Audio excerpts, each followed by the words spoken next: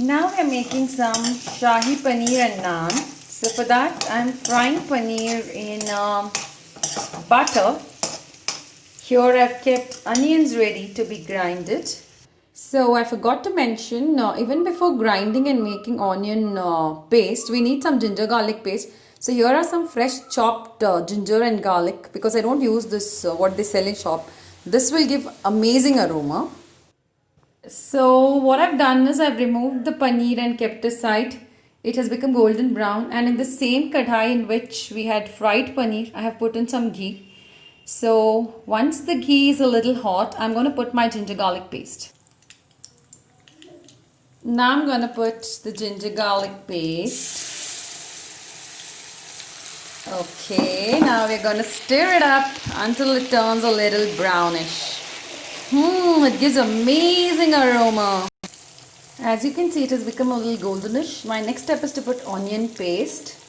So this is grinded onion. After putting the onion paste, you have to just keep stirring and stirring and stirring.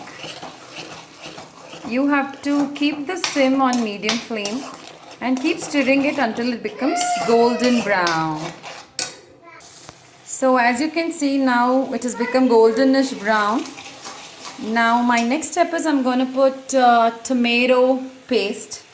So I have grinded like 3 tomatoes, and this was like 2 big sized onions, and these are 3 tomatoes. Now let it just bring it to boil, kind of boil. It will not boil because it's such a thick paste. Let it be on a high flame and you will see the changes in color. Let it just be. So meanwhile, this is my naan batter, for which the recipe I'll be sharing in a while.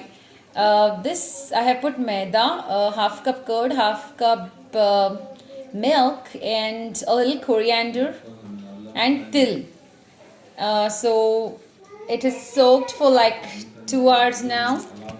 You will see how good it turns out to be and how soft it becomes just by doing this. Look at this, look at this, look at this. How soft and nice. It should be like this and it shouldn't stick.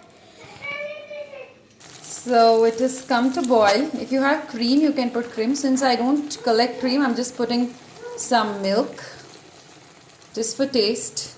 So after milk, it looks like this. I have taken dhania powder, so that's coriander powder, salt, red chili powder and turmeric. Red chili powder a little more because we don't add green chilies into it. So I'm putting all of it into this. And then we are gonna stir it completely. And now you will see the real texture and taste of the gravy palya. So we will leave it for another 5 minutes. We will cover the lid and leave it for another 5 minutes on a high flame. So finally the gravy is prepared. So as you can see here, some of the ghee and butter has oozed out. This shows that the gravy is now fully fried. So now I'm going to add my paneer to it. All the paneers. Okay. And what I'm going to do is mix it all.